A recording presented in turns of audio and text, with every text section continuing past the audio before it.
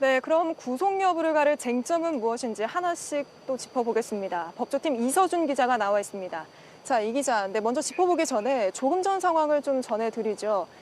이재명 대표는 그럼 이제 이동을 한 거죠? 서울구치소로. 네, 이재명 대표가 건강 상황을 체크하고 법정 밖으로 나왔고요. 네, 호송 차량을 타고서 서울구치소로 이동을 했습니다. 지팡이를 짚고 나왔고 취재진의 질문에는 아무런 답을 하지 않았습니다.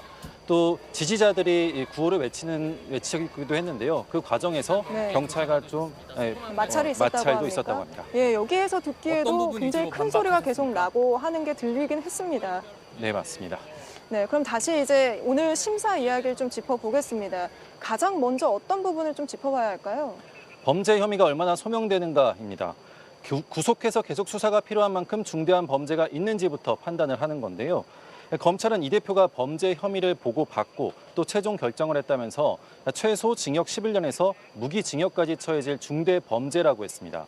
또 이 대표 측은 증거 능력이 없는 진술만으로 범죄 혐의가 성립이 안 된다고 반박했습니다. 네, 검찰 쪽에서는 증거인멸 가능성이 있다. 이 부분을 좀 가장 크게 강조한 건가요? 네, 그래서 오늘 심사에서 관련된 녹취 등을 공개하기도 했습니다. 민주당 인사들이 이화영 전 경기도 평화부지사를 찾아가 윗선 요청이라며 이 검찰 탄압으로 허위 진술을 했다는 옥중 서신을 써달라고 했는데요. 네. 당시 구치소 접견 기록과 또 녹취 등을 공개했습니다. 또 이 대표가 신모 전 경기도 평화협력국장에게 이화영 전 부지사의 부인과 또 채측근 보좌관의 연락처를 요구한 기록도 오늘 공개한 것으로 파악됩니다. 검찰은 이 대표가 거대 야당 대표라는 지위를 이용해 조직적으로 사건 관계자를 회유 압박할 수 있다는 점을 부각했습니다. 네, 거기에 대해서 이재명 대표 측은 좀 어떻게 반박을 했습니까? 허위 진술을 받은 건 오히려 검찰이라고 받아쳤습니다.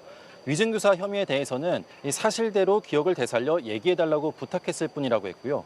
또 불구속 상태로 재판에 성실하게 출석하고 있고 또 검찰 소환에도 모두 응해왔다면서 제1야당 대표가 도주하는 건 불가능하다는 점을 강조했습니다.